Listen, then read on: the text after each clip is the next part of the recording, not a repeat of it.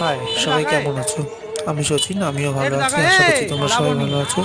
আমরা সব কম্পিউটার ক্লাসে গেছিলাম। কম্পিউটার ক্লাস দিয়ে বেরিয়ে হুট করে ঠিক হলো আমরা সব নৈহাটি বইমেলায় যাব। তাই যেই ভাবা সেই কাজ, সবাই মিলে চলে গেলাম নৈহাটি বইমেলায়।